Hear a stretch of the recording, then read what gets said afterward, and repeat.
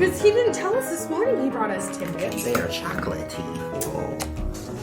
I feel betrayed. Well, I feel very betrayed. Let's just leave it at that. I'm very betrayed. not as betrayed as I did by finding out that Lizzo's lackluster at acting, but no, I'm just kidding. Ooh, well, with that, we're going to enter into the whole entire thing because I've been recording the whole time. That's fine. I don't feel betrayed because I'm not a fan, but she needs acting lessons.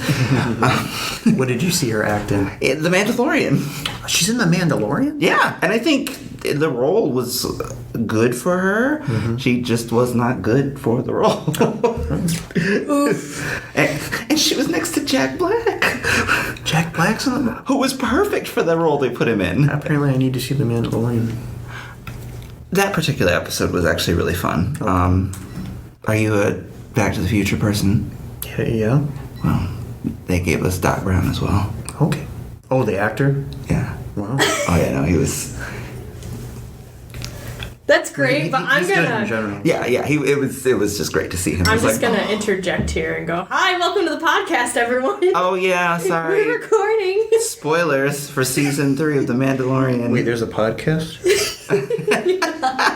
Yeah, there's a podcast. This is season 3, episode 5. We don't just come back here and talk for a while? No, okay. sorry. Sorry. We actually do have a theme. Recording sometimes. that happens. Like, today we have a theme. But first, before we even get started on the theme, I'd like to know what everyone's reading. Oh, okay. So, let's start. Tony's already thinking about it. My brain went wild between both themes that were discussed, and I'm like, okay, one of these is going to bring out the more savage me because there's not as much caffeine in my system. And the other one's going to not be as savage because it's fun, but okay. To be honest, I feel like this one might be the savage one, and I don't know. Okay, no, that's fine. But right. I'll let you know because I forgot that I changed things like that. No, that's okay. Anyways, so what are you reading? What am I reading? Just yesterday, I just finished my 2023 epic reread of Aragon, which is to say that I finished the first book. You do that like every year, right? I don't. I haven't actually reread Aragon, the first book, since it first came out. When I first read it, but I read it like 10 times when I first got it, so fair, back to back. So I'm pretty familiar with the story. But I'm rereading the whole series because of the release of Murtagh later this year. I need to be prepared. So I just finished reading that. Really good. The audiobook is phenomenal for anyone who doesn't know. Okay. And then I'm starting the sequel to He Who Fights with Monsters, because the first book was so good. It was really one of the best things I've read in so long, and I hear it only gets better, and I'm like, oh my god, it gets better. So has he become a monster yet, Tony? No. But I am sure that it's heading in that direction, I'm sure, or at least it's asking that question at some point, because there's a lot of... It's deeper than I thought it was going to be, which I actually really appreciate. And there's a lot of threads being pulled in many different directions. It's a really, really, really great story. So I'm excited to start the sequel to that, and I'm also excited... Well, not excited. I have begun my Stormlight Archive journey for any of you Branderson Sanderson fans out there. Did I just say Branderson Sanderson? You did. Yes, you did. Wow. But listen, it's what we're going to call him from now. Those fans will forgive you. What if we just call him Branderson? Branderson. Those fans, even though they may already be Stormlight people, I am an OG fan because I read Elantris. Not quite the year that it came out, but before he was a Wheel of Time guy, before he was signed up to finish. So I'm an OG Sanderson fan. So are you trying to be hipster about Brian Sanderson? I am so hipster about Brandon, and I get really annoyed because the new people who love him because, whatever reasons, he's a good author. I respect that he has new fans. His new fans get on my nerves because they don't know how to read books and they don't know how to read Brandon. That'll be another episode. That's just me. I just started Stormlight. It is a book that is 1,000 pages. Oh my and God. It is so heavy in hardcover that I just bought it on Kindle because it is untenable to hold that book for any stretch of time. But I am actually, I'm only a couple chapters in, but it's classic Brandon, but elevated Brandon at the same time. So I'm interested to see how that grows over the next few books, because the 5th one comes out next year, and I'm excited to finally be a part of the club. This part of the club. I'm a Mistborn OG. But anyway, what are you reading, Grant? What am I reading? Yeah. I am reading The Topeka School by Ben Lerner. Ben Lerner. Ooh, how is that? It's good. Ben Lerner, who's also a poet, and his poetry is also very interesting. Oh. Yeah. Cool. I knew he was a poet, but I hadn't read any of his poetry. It's good. Nice. And so the Topeka School, it's a semi-autobiographical tale. It's about a champion, high school debate student, and his psychologist parents, and the titular Topeka School is like this psychiatric foundation where both of his parents worked, and that's where a lot of the drama happens. And you jump forward and backward in time, following the dad, following the son, following the mom. And there's kind of a dark story with a patient being alluded to at the moment. Though I haven't gotten to, I don't have a full picture of that yet. Sure. Yeah, it's very well written. What was I going to say? I don't know what I was going to say, but yeah, that's what I'm reading. It kind of just left me like a spirit. Oh, well, Yeah. Cool. Okay, I have that one at home, don't I? Yes, I have that one at home. I have that one in his debut novel, Leaving... 10 for... Oh, no, that's the second one. That's I don't the have that one yet. I need to get that one. But I have the Leaving the Atasha School, which I thought was a Star Wars reference because of Tashi Station, but I don't think that it is. No, it's Leaving the Atasha Station. Yeah, see, that's why I thought it was a Star Wars reference, but I don't think that it is. I remember what I was going to say. There are a lot of threads that kind of relate to recent events in either the political sphere, the social sphere, and stuff, even though it takes place in like the... I guess it kind of takes place from like the 70s to the 90s. Okay. But yeah, I'm interested to see how that all that plays out as well. So yeah, anyways. Very cool. All right. Aaron, what are you reading? Well, I finished, and I've for those who are listening at home, I ranted about this in our Semi-Bookish kind of group chat. So I finished reading One of Us is Lying by Karen M. McManus, which now that I'm reading the Amazon blurb for this, because I just needed to refamiliarize myself with what, besides my little qualms about it, the plot, so they call this Pretty Little Liars Meets Breakfast Club, which, to be honest, I don't see it. So the theme is 5 kids go into a detention, and then one of them... there's Breakfast Club, right? There's your Breakfast Club. One of them's the alien? One of them dies. As much as I wish one of them was an alien, because I feel like that would make it more entertaining, no. One of them dies, and then all of a sudden, those 4 kids who are left are now the suspects of the whole entire investigation. This became a Netflix series, so I'm going to try not to spoil it too hard. I liked the premise. I liked the idea of having the 4 characters being the main suspects. Yeah. And so each character has a secret that they're trying to keep hidden, and the character... Well, there's your Pretty Little Liars. The character who died is the creator of...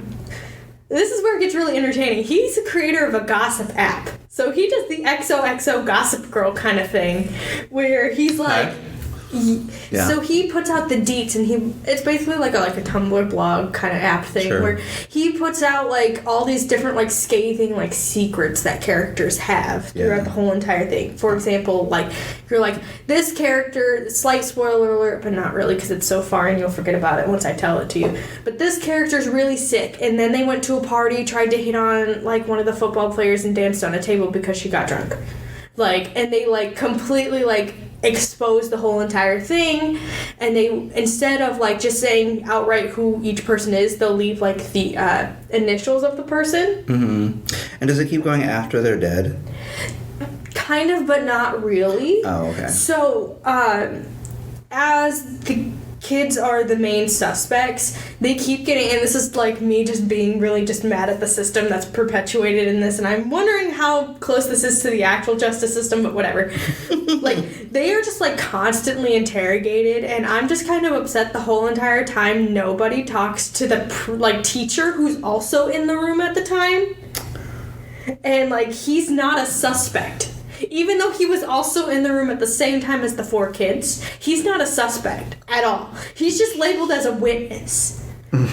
Like, they're just like, oh yeah, he's a witness. And then like, but like, the pro bono lawyers do also turn around and go, why are we not also looking at the teacher who's also in the room at the time? Why are we focused on these 4 high school kids?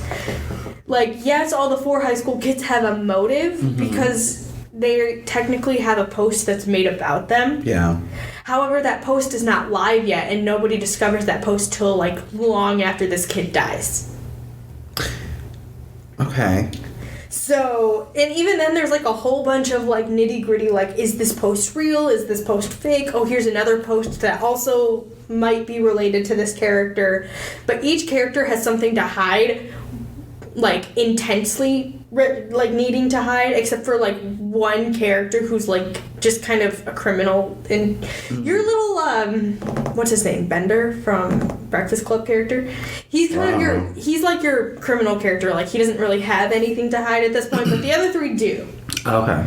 But essentially, I liked it, but I didn't like the fact that every chapter was like 3 or 4 different points of views, all in first person, and it was very kind of disorienting. Like, if I had never if I was just coming into this without having read for a very like long time, like going like, hey, I'm gonna read this for the first time because somebody suggested it or it's very popular. Yeah. I'm like very kind of overwhelmed, and then I was very underwhelmed by the ending, which I'm not gonna spoil, but I did spoil it for Tony.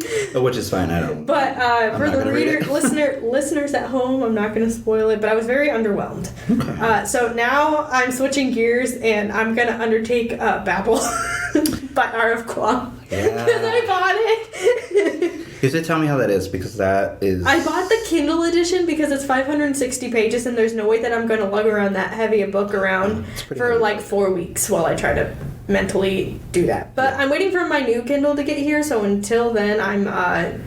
what is it called? The Dance of Thieves by Mary E. Pearson is what I'm reading right now. Oh, how is that? It's pretty good. It's... Okay.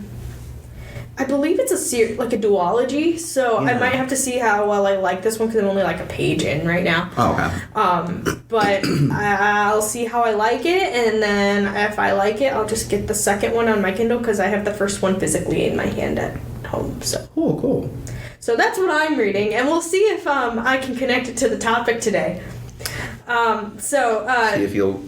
Books I did not finish. Yeah, you won't DNF this one, huh? Or maybe you will. I don't know. I don't know. We'll see. I was this close, and you can't see it, listeners, but like my fingers are very close together. I was this close to DNFing one of us' line. I almost asked, yeah. I was this close. So, DNF. Did not finish. Means you did not finish that book. Yes. This is a term that we see online, like, every single time you read, like, a book review. Yeah, and you see people use Goodreads reviews, you see that a lot. All if you the time, see TikTok reviews, you see that a lot. There's been a lot of, and I guess this is kind of a good time because it's after the fact that a lot of this is happening. You see a lot of, like, authors actually, like, going against people reviewing and say they did not finish the book. Really? Yeah, like there was a lot of TikTok drama like a couple months ago where a couple authors came out and they were like, I don't like it when you leave 1-star reviews, or you say you DNF'd the book, like you don't need to do that because you're ruining like my rating or whatever on the book. And I'm like, girl! I would be angry at them for another reason, like that they're putting out an opinion without having finished the book, whereas like really? driving down their ratings, yeah. Well, I mean, I can see that, but, like, are there any books that you did not finish? Yeah, I'm curious about this because I know there are people. I'm a big DNFer, but there's a whole thing with that I don't that I can unpack. But I'm curious to know. I'll unpack mine after Tony's. If you start a book, are you just gonna finish it regardless, or are you not regardless? Like, okay. What is your DNF opinion?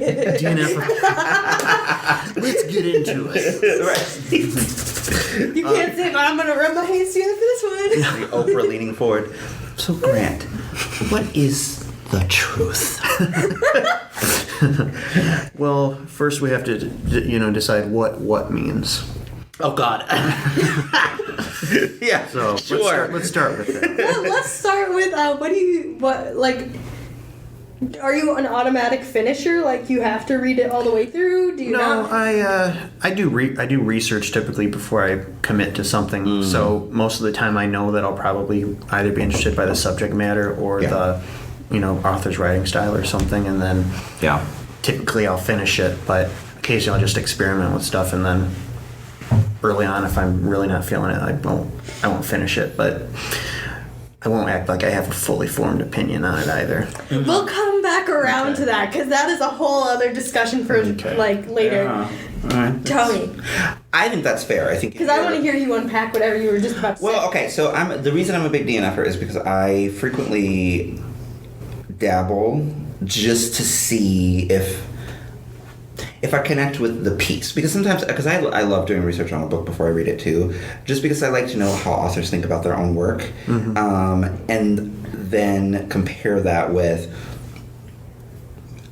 I don't really consider reviewers' opinions anymore. I used to be a big review reader, but I'm getting the same way where I really don't. Yeah, having read enough and having seen enough develop over time, and being a huge fan of old school criticism, where like. You had to study, you had to use particular arguments, or if you were going to not use particular arguments, you had to defend why you weren't using them and then come up with a new basis of criticism. Like, that to me is a legitimate thing, because you're not just looking at something and saying, why are people buying this? No. You're looking at the work itself and saying, what makes this thing work the way that it works, regardless of who's reading it. Like, whether people, like, what makes people who love it, and what makes people hate it, and then what is it doing independent of those two people. Like, that's, to me, that's... You have to look at objectively and just kind of go, okay, this is what people on this end of the spectrum say, this is what people on this end of the spectrum say. Yeah. It's probably somewhere in the middle, so let's take a look at it from the middle of the road type deal. And it takes you, the person writing the review, out of it. But reviews aren't like that anymore. It's all about... How did you feel? How can I convince you to buy or not buy this book? That's the whole point of your reviewership. Which I just can't get down with. Do you think influencer culture has kind of influenced that? I think it's just capitalism. Publishers know that, the Stephen Kings and J.K. Rowlings and George R.R. Martins of the world can make them a bunch of money. And so they bank on, and they know that there are whole groups of people, particularly young, but there are whole groups of people that they don't have to pay to fund people purchasing stuff, so that anything could become popular at any moment based on however many book talkers, booktubers, Twitter people, however many people are talking about something. It's free advertising. That you can say that about a certain romance author that's really popular in the world. Colleen Hoover totally. You can totally say that right now. But they all do. Like like Brandon Sanderson benefits from it. Colleen Hoover benefits. Like everyone, any author that is super popular for any amount of time right now is being influenced or being affected by all of that, and that's fine. That's what we live in. But it doesn't say anything about the art. So for me, I like to know, what did the author think when they were writing this thing? And if I respect it, I will approach the work. I'm kind of like what are those little shy animal creatures? Maybe a cat. I'm kind of like a cat, where I'm just like, you entered the building, but I'm not sure. You're the bunny rabbit. You're the bunny rabbit. You're like... Yeah, right. Like, I want to know what's going on here. And then when I approach the book, I approach it as an author reader, where if I'm coming in as a reader, I'm just like, oh, is this enjoyable? Like, are these sentences enjoyable? Whatever. But if I'm approaching it as a writer, I go, okay, the blurb and the author and the publisher, they're all saying that this is a hero's journey. I know what to expect. If I go in and you didn't deliver on the promise, if you gave me something better, I'll be happier. If you gave me something not up to scratch, I'll just be like... DNF. but DNFing for me often happens when I approach something that is... I'm either not in the mood for it, mm-hmm. or it's too challenging right now. And sometimes that can happen at the same time. Like, it's like I approach something and I'm like, ooh, and then I have to back off and be like, you know what? This is too much. I need a break. I need a moment. I need to and I know that I'm going to come back to it eventually. Like with Dune, for example, mm-hmm. there's a point in my future, I don't know when, but there's a point in my future where I'm just going to see it, grab it, read it all in one night and go, oh, I get it. But, you know, I bounced off of it, not because it was bad, but because it wasn't what I expected initially. Mm-hmm. And I didn't know what to do with what I was thinking and feeling. So it's like, all right, I need to go read other things and then come back. That's how I feel with Virginia Woolf at the moment anyways. Yeah, like, because sure. I started to read 3 of her books and I'm like, I'm just not in the mood for this. Like, I can tell that in another time I'll probably really, really enjoy this and fly through them, but it's not that time. Yeah, I did this for half my life with Lord of the Rings because I wanted to read it. I was obsessed with the Rankin Bass animated stuff. I was obsessed with Peter Jackson. I was obsessed with the video games and the soundtrack. Like, I was a Middle-earth person who had never read the books. I'd read The Hobbit. But the style of The Hobbit and the style of Lord of the Rings are very different. So I was just not ready. And then finally, a couple of years ago, I was like, all right, come on. You've read Toni Morrison. Like, you can handle Tolkien. And I sat down and read it. And The Fellowship is one of my favorite books because of how incredible it is. But I don't think I was ready to recognize, of the things that book is doing before a couple of years ago. And so I was able to appreciate it. And that's what makes it, for me, such a good read. Does that make sense? Like sometimes I think you have to grow into the work that you're attempting to read, and that's why I frequently will DNF things. So I'm just like, because I've gotten to the point where I stop trying to read things that I know I'm not gonna like. Like, that's fair. One of Us is Lying is one of those things where I'm like, yeah, I know it's popular, and yeah, people are reading it, and it may not be bad. Mm-hmm. I'm not gonna read it because it's not even in my wheelhouse whatsoever, and I'm okay with that. Like, that makes total sense. Yeah, so like when I started reading One of Us is Lying, it was actually just on a whim. Yeah, and this is like how. So I personally, when I do DNF things, it's not because of me not like starting it and then just like going, oh, this isn't for me. Mm-hmm. It's a completely like separate thing, and it's like kind of like a brain click. Mm-hmm.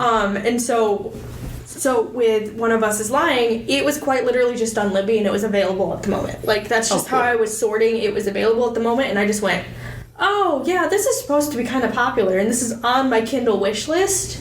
Yeah. So I might as well just get it out of the way. It's here if I really like it, and I run out of time on my checkout, I'll just buy it if I do like it, and then I can finish it. Mm-hmm. But the moments that I did want to like DNF it, I just had to put it down and put it away for a few minutes. Mm-hmm. And it wasn't because of like the reason that I normally DNF things. It was just because I was just like frustrated with how the characters were acting, and I was like, I need to throw the book out the window for a moment, and I put it down and came back the next day. Yeah. When I usually DNF things, it's usually because I'm bored. So the easiest way I can explain this is when Twilight came out, I read... Yeah, so here we go. When Twilight came out, I read the first one. And here's the thing. I was very much involved in the Harry Potter versus Twilight, like, whole, like, fandom fight type deal going on at the time. So I did not read Twilight for a while because of the hype surrounding it. Mm-hmm. And there was the wizards versus vampires thing, and I was just more firmly over in the wizard side because that's just how I grew up, and it was what I liked. Wizards would win. Well, yeah. But here, there's okay. Sorry. But, I have an entire universe in my head that I invented just to prove that question. Oh, yeah? Yes, because I wasn't so sure that the wizards would win, but that's just, Did they win? No, but that's just because a wizard fell in love with a vampire and, whatever. So when I read it, I finally read it, like, I think a couple years after it came out, and the second and third books were already out. By this point. And so I had read the first one. I did enjoy it. It did take me like a hot minute to get through with it. And then I was like, okay, I do like this. There's the second book, but at the time I couldn't afford the second book, and I was gonna come to the library to come get it. Surprise, surprise. But I slept over at my friend's house, and she had a copy of it, and she fell asleep on the couch. Like, she went to bed at a normal time. I'm like 7th grade, so I'm like 12, 13 at the moment. I spent the whole entire night in the dark, sitting by the window. I read the whole entirety of New Moon in that whole night. By the light of the moon, huh? By the light of the moon. Ironic. Yeah, right, yeah. And I did enjoy it. Like, I got to the end of New Moon, and I was very much enjoying it. Like, it was great. And then I got to the third one, and then I got I think a third of the way through the third one. Did you get eclipsed? I did eclipse myself. I was like, I have to leave. I can't finish this because, and this is just my personal opinion, but I feel like at that moment she decided to just lore dump the entirety into that book, that third book, and it wasn't paced out fast enough for me to the point where so you read the first and the second one, and it's very much centered around like Bella, Edward, and Jacob, and it's very much surrounding them. You do hear little bits and pieces about the other characters, like backstories and other things about them, and like the Volturi and things like that. Yeah. And then you get to book 3, and then all of a sudden she's lore dumping the entire backgrounds of like every other single Cullen member onto you at that point. Oh, I see what you mean. Yeah, there is a lot of backstory in that. Yeah. So much. It's so overwhelming at that moment because she's technically gearing up and she's giving you Jasper's backstory and Rosalie's backstory to gear you up for that fight against the newborns in like the third book or whatever. Yeah. And you're just, at this point, like, all I really care about is the love triangle fiasco. I could, later on in life, I do enjoy the other Cullens a little bit more than the main characters. Sure. But, at that time, I'm, 13, and this book is geared toward teens, and you are all of a sudden just lore dumping the entirety of, your characters' backstories in, a whole bunch of chapters right in the middle of the book. Yeah. Which is at the cusp of the climax of this whole entire fiasco between the 3 main characters' love triangle. And then all of a sudden you take a pause and you're like, here, let me explore why Jasper all of a sudden is this god of war type character. And you're just like, wow, that's a lot. And so I had to stop. That's fair, yeah. But I was bored because all of a sudden we have all this action that's leading up, and then all of a sudden it just stops and slows to a halt because we need to go back and we need to backtrack and give us all this backstory that you could have given us in little spurts here or there along the way. Yeah. And at that point I'm bored because you've gone and slowed to a halt to grind yourself back up there, and I was like, oh, I will can't do that. say that there are 2 things that will make me DNF and never return. I haven't returned to either one of those books, by the way. I tried Breaking Dawn afterwards, can't do it. I need for the Sarah J. Maas fans to grab their wigs and sit down. I'm just kidding. Because oh, that was just... That was good. Grant was grabbing his wig. Grant grabbed a wig. So, because you're not going to like what I'm going to have to say, but it's true. Okay. So the first Throne of Glass book, okay, I was really into. I thought that the world building was solid, if typical, but it was solid enough for what she was doing. I loved the main character. I thought she was really, really interesting.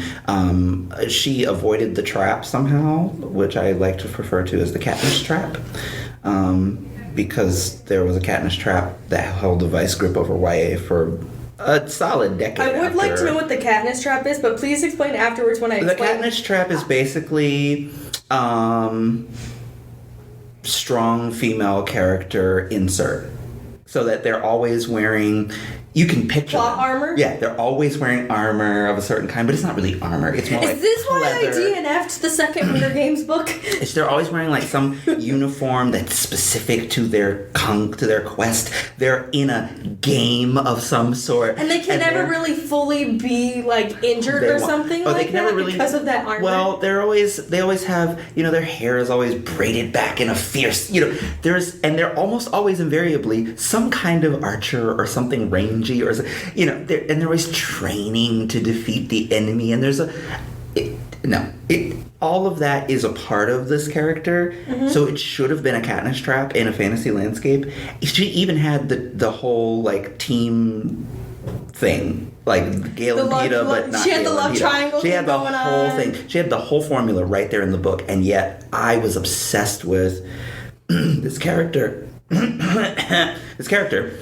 And anytime any of the two dudes who were completely necessary, like the entire plot could have happened without her, honestly. And it would have just been the two. And it would have been them, and they would have been just as interesting, or not just as interesting. It would have been interesting on its own. But the fact that you have her as a component, and it because she knows that the two guys are slowly crushing on her, and she will frequently, because she's an assassin, will play those up to her advantage. She'll be like, yeah. But that's fair. But she's an assassin. Right, but over the course of the story, she's beginning to feel certain things about that. Like, I kind of felt bad about that because we just had this really cool conversation about books and he was starting to open up, but I needed information, okay? And it's like, yeah, so now she's getting to that point where she's starting to try to have to justify her own guilt. She was a really fascinating character. I really liked her. I really liked the two guys because they were essential to the plot without being will they, won't they, who will she choose? They're essential to the plot without it being that they are literally just there to be love interests. Yes. They actually have other things to do outside of the plot. And they would do that. They would frequently just go, oh yeah, I have things to do because I'm the bodyguard to the king, or I have things to do because I'm the kid of the king,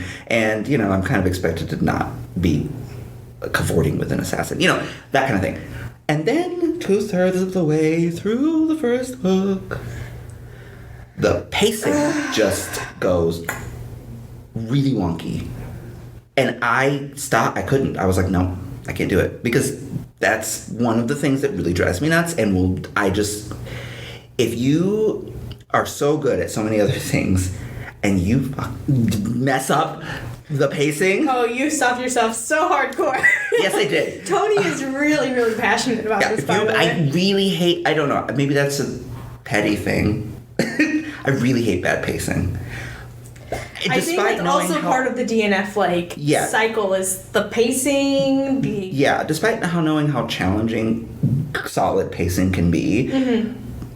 But to me, pacing problems, the reason I don't like it in published fiction is because it's like you had how many passes on this book, and no one's thought to say to you, you've bitten off more than you could chew. That is always the problem. When pacing becomes a problem, it's because the author has bitten off more than they could chew. And this was a very simple story. Mm-hmm. I understood that she wanted to write sequels. I understood, but that's what it felt like. You were going 2/3 of the way through, and then suddenly she levels up. So it's kind of in a way that there's no lead into. It's just suddenly I was exploring this cavern and boom, power seeped into my body, and you're like, wait, hold up, wait.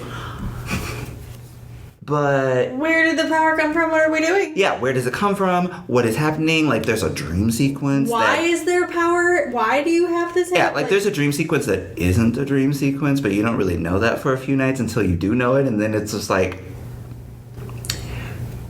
So all of this time we've spent with this character who's we know she's supposed to win, right? It's like James Bond, right? James Bond is going to win. It's figuring out how he's going to win that's interesting.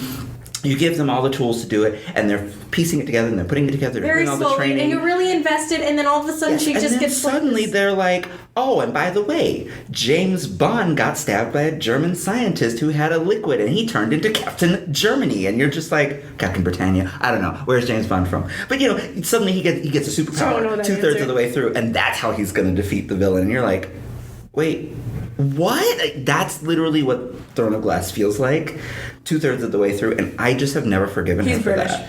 That's what I thought. Despite so many people who love that series, and I can understand why they love the series. I'm sure it develops into something pretty epic and great. I don't know. I'll let you know when I get there. I was really annoyed by that, and I have not been able to forgive her for that. So that's petty, I guess. The other thing is world building. So it's kind of like the game of, I want to say Game of Thrones, House of Dragon, kind of. So for those who don't know or haven't like experienced it yet, House of Dragon starts off very slow in the show. Yeah, I do know. But here's the thing: once you get to like a few episodes in, like I think it's like episode 5 or something, all of a sudden you've gone from like having like every single episode, and like I feel like this is the opposite, and I'll explain why in a second. But so the first like 5 episodes, everything has a start and a beginning, and everything is its own arc. You can technically watch every single episode and have it just be its own separate singular thing. Yeah. And then you hit episode 5, and then all of a sudden it slows down to a snail's pace, and now we have like 7. There's like 13 episodes or something. I DNF'd to. But like, you have like those extra episodes until the end of the season where all of a sudden now we're just slowed down to a snail's pace, and it's all those episodes are now in their own arc. And like the latter half of the season. And the reason that they did that was because it was only supposed to be like one limited series, like one singular like season kind of thing. And then they realized, we're getting money off of this because it's really popular. And then halfway through the season you see this change because they decided at that point, well, we can do a few more seasons of this. If we, yeah. And so they decided to sign on for like 2 or 3 more seasons, and then all of a sudden every single episode now is like following a long arc because now we can elongate everything and we don't have to just focus on completing a whole entire arc within each episode. And I feel like that's kind of like the same effect as your Throne of Glass thing, but just flipped on its head. Yeah. So like at that point you're going, we're trying to slowly piece this together, and it's going to be like one singular like book, and it gets together, and at that point when she's writing it like halfway through or something, the publishers aren't informing her just yet that she has sequels, and so she's like, I really have to add in the power draw now to be able to get there. I think she sold it as a series though. Right. So I don't know what happened to that. I just feel like it was just, she knew she was a new author, and so she had a whole series, and that's one of those things where like it's hard. It's just hard. It's a technical difficulty. Like it's a technical challenge to write a series, and it's a technical challenge to. I don't want to give this person more praise, but this is why I will defend the Harry Potter series to the hilt. The books.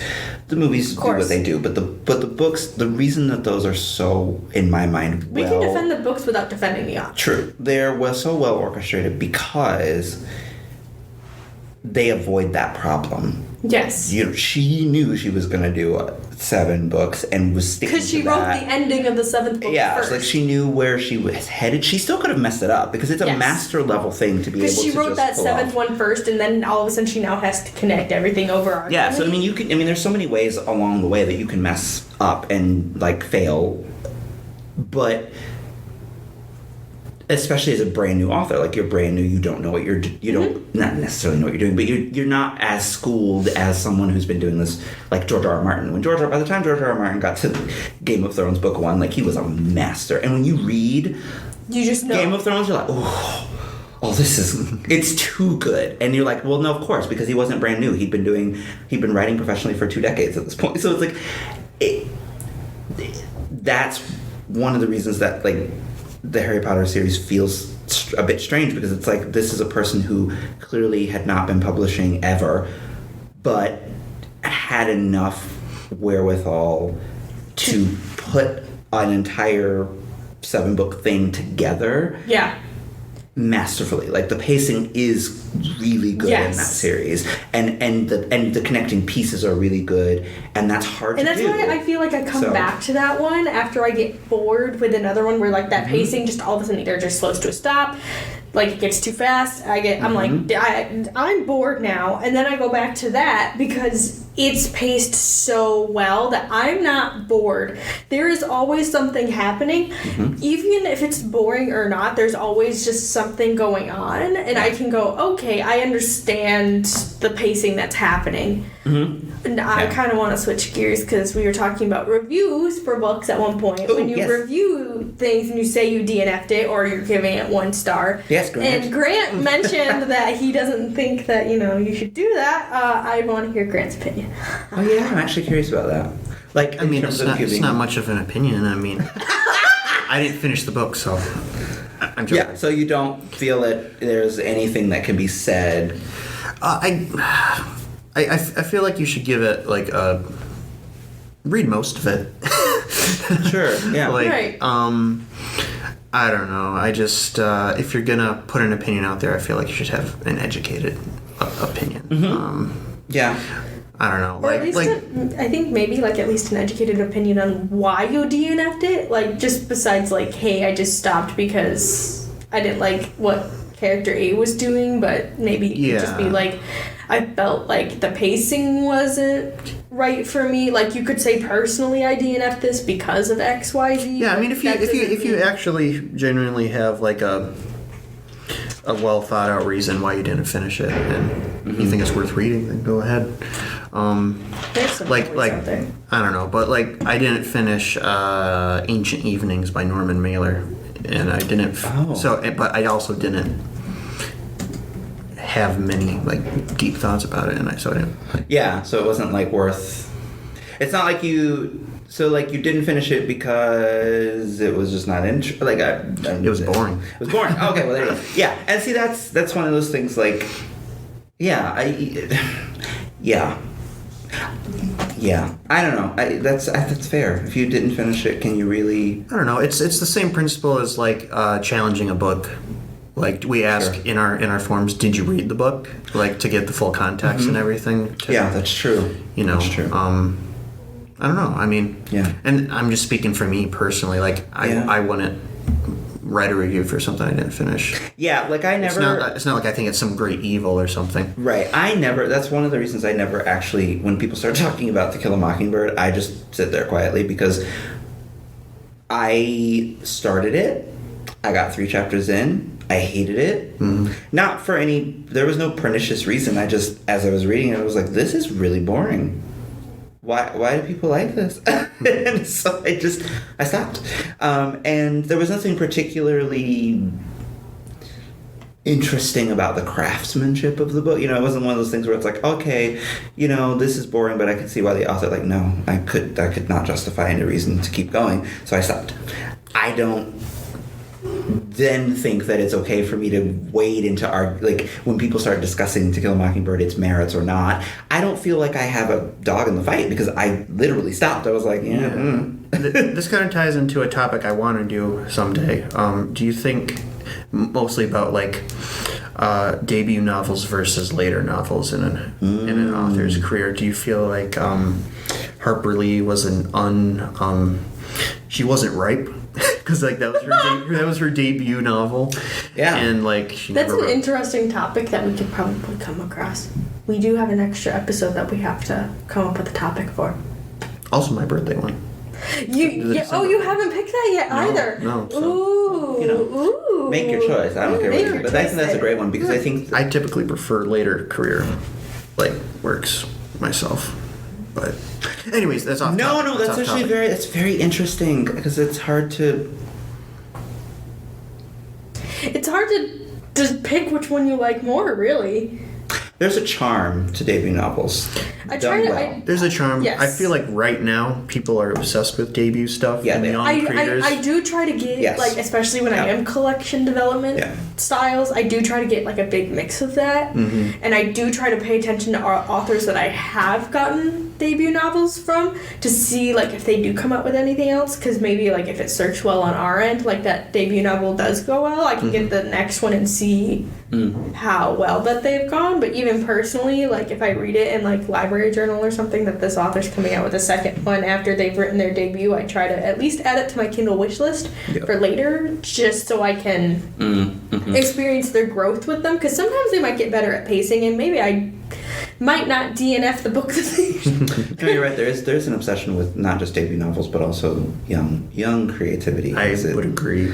And which like you said, there's a charm and there's an energy, but there's a I don't know, there's a wisdom and a craft that you can't get without that. You gain experience with age, and yeah, you really do. I find later masterworks more interesting generally. More interesting, yeah. I would say, like, for example, one of the books that came out this week that I'm personally super excited about is Tress of the Emerald Sea. It's Brandon Sanderson's. Oh, okay. I was like, did we order that? We did order that. It's on your staff picture. Yeah, it's the first of his Kickstarter novels, and it's a standalone. The last standalone that he did was Warbreaker, and his debut novel was a standalone. I love his debut novel, but it's clunky. Period. Like, it's a really good book. It's really well done. It's, what he does well, he does really well. But it's clunky. It has moments. It has mistakes. It has things that you're like, and that you question or whatever. And so it's not a masterpiece. He was not the kind of person that was like, oh, he wrote a masterpiece out of the gate. No, he wrote a really solid, good novel. Later, Brandon, like, by the time you get to Warbreaker, which is his fifth book, which is in his second standalone, which just showed up on my Amazon wish list. Light years. You're like, oh yeah, this guy wrote a trilogy and is beefing up to write Wheel of Time, because like this book is like and then his post Wheel of Time stuff, like just I'd like one you to know chapter he out of his post Wheel of Time books is just like gold, and you're like, yeah, he learned. Like it. So there is something about late stage career writing, or even like with N.K. Jemisin. I love her debut. I will always love her debut. It's just so good. But her later work is obviously more masterful, but it's harder for me to read because it's like The 100,000 Kingdoms is just enough. Like, it's rageful, but it's just enough. Later on, it's full on. It's a masterful writer putting on that same amount of, or cooking up, the pressure cooker of rage that she likes to put in her work, but she's a master writer at it now, and you're like, okay, turn the heat down, Nora. I'm good. I'm really good. I do not need this anymore. I would like you to know, though, that there are 3 other Secret Project books that are coming out this year. One is coming out literally next Tuesday. I did not buy it, but there is one coming out next Tuesday according to my Kindle. But it comes out June, technically, in hardcover. It comes out in June from Tor, but it is the Frugal Wizard's Handbook for Surviving Medieval England. Yes, I'm really excited for that one, too. So there's that one, and then there is a Cosmere novel. It's called, The third one? Yeah, that's the third one, and there's no cover yet because it doesn't come out till July on Kindle, but it doesn't come out till October from Tor. Yeah. And it's called Yumi and the Nightmare Painter, according to I'm on Amazon right now. Yeah, Yumi and the Nightmare and then there's a fourth one, and the fourth one is called The Sunlit Man, and that comes out January 2024. Oh, that's right. So you can look forward to all of these ones. Yeah, and because I believe they're all standalones. I think they're all standalones, yeah. So, I mean, I really like a good standalone. But I'm excited for Trust of the Emerald because of that reason. Like, the later... I do have to say the... novels of a writer, I think, are genuinely better than their Kindle cover is prettier stuff, than the hardcover cover. For? Trust of the Emerald Sea. Agreed. It is more gorgeous for the Kindle edition. So guess what I'm buying? All of the Kickstarter backers got a better looking book there, and I don't feel ashamed to say that. I didn't Kickstarter back it because I didn't even know it was a thing until... It was done? It was on CBS Sunday, and I was like, what is Brandon Sanderson doing on CBS Sunday morning? And they're like, he had the biggest Kickstarter of all time. I'm like, oh, that would do it. So, it was great. It was fine. I'm a fan. Leave me alone. I'm a Fanderson. At least you didn't DNF it, or you won't yet.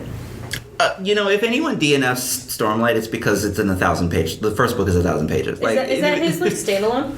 No, that's the big series. Like that's his Wheel of Time, basically. Did they only get thicker from there? They only get thicker from there. Yeah. I want to say the second one is still the biggest of the 4. The Way of the King. Yeah, The Way of Kings is the first one, and I think Words of Radiance I'm adding is it still to the my biggest, wish list now. Thanks. Yeah. I'll tell you how I feel about it eventually. Sure. I kind of want to see a return to, like, in fantasy, like, to the Michael Moorcock, almost, like, shorter, not necessarily the pulpiness, but I want like shorter epic fantasy, more condensed books. I mean, you're more knowledgeable about the scene than I am, but I feel like we have a ton of like huge high fantasy. Oh yeah, the big book in general, like overall. I mean, I'm used to you've seen this in other fields that you're. Yeah, and I mean, I'm a maximalist.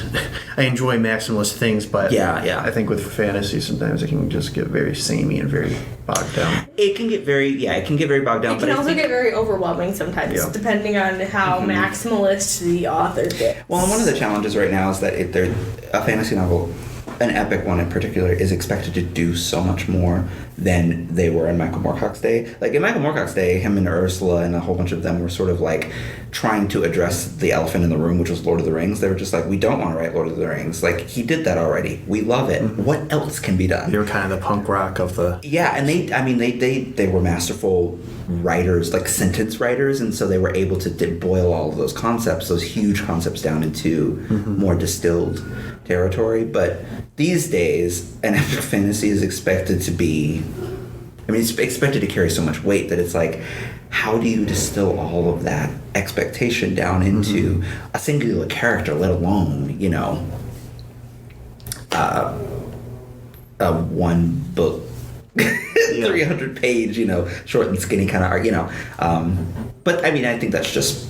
And I feel that can definitely lead to some DNF moments for people. Oh, absolutely. They feel just...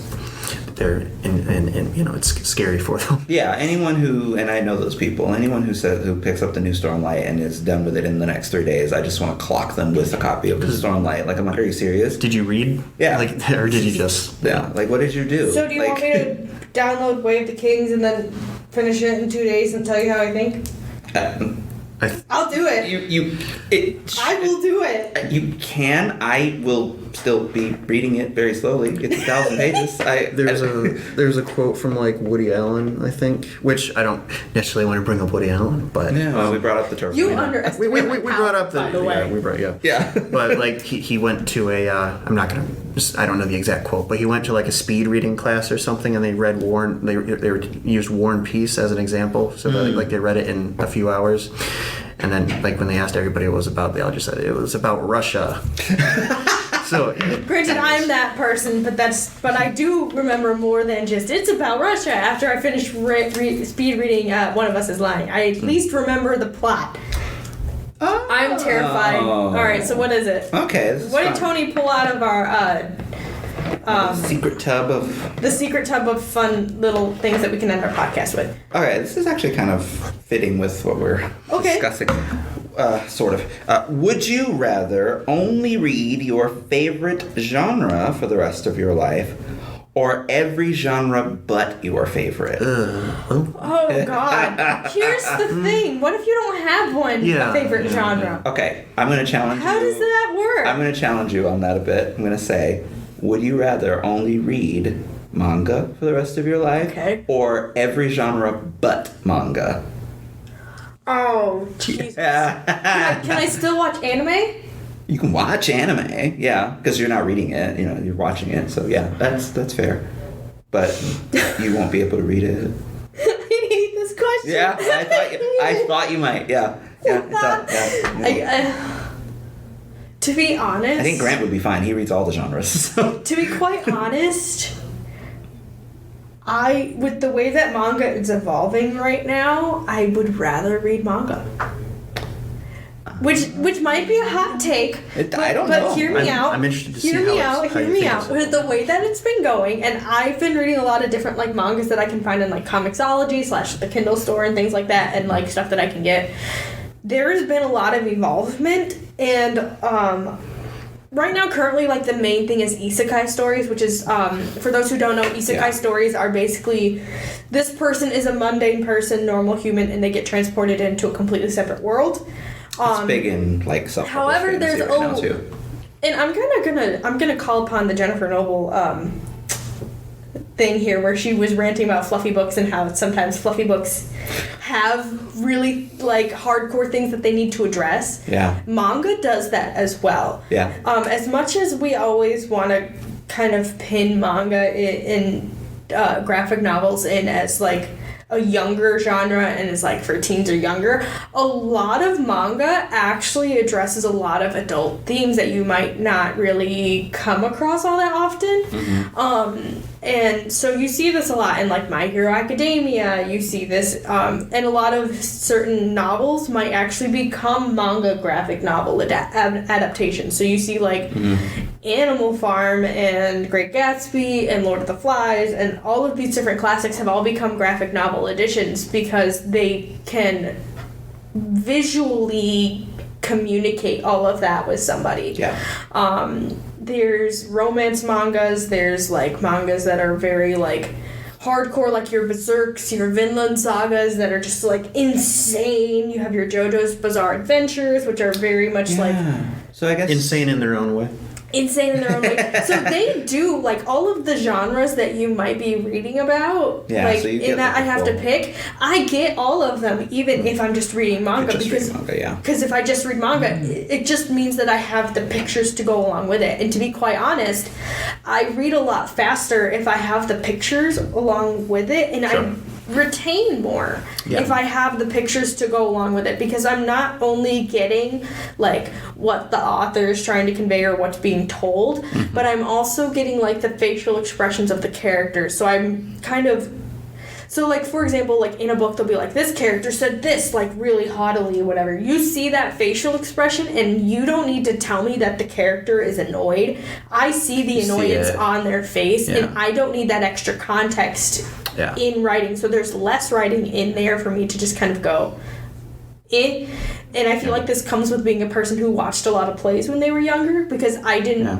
get that whole like exit stage left pursued by bear. You visibly watched like stuff like that happen, and you had to get your context clues from visualizing and understanding human emotions. Yeah. And so I would choose manga. Sure. So that's my defense. Grant.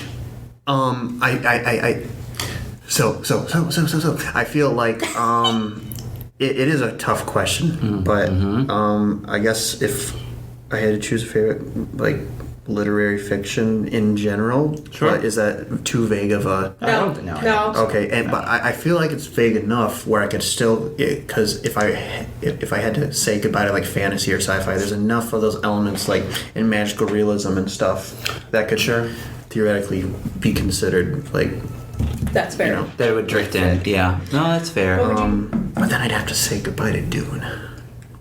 Oh, well, you can think on Ooh, yeah. That would be hard. I don't know. Yeah. that. What would your answer be? Oh no, I'm not giving up fantasy for anybody. First of all, it's the oldest genre on the planet. It will outlast them all. So Yeah. I'm in good company. From Gilgamesh all the way up till the latest Sanderson, I have plenty to read for the rest of my life, and I don't need the other genres. Like, I like the other genres. I've dipped my toe and done more than that in some other places. I respect story so much that but it's always harder. It is always harder for me to read a non-fantasy book Right. than a fantasy book, with the exception of literary realism, because I think I've become a little bit more practiced in reading literary realism, and I know what I'm drawn to, so I can read that a little bit more. And there's, when I'm in the mood for it, I can really like beast out on it. But for me, there's nothing like a great big. It doesn't have to be big, but there's nothing like a great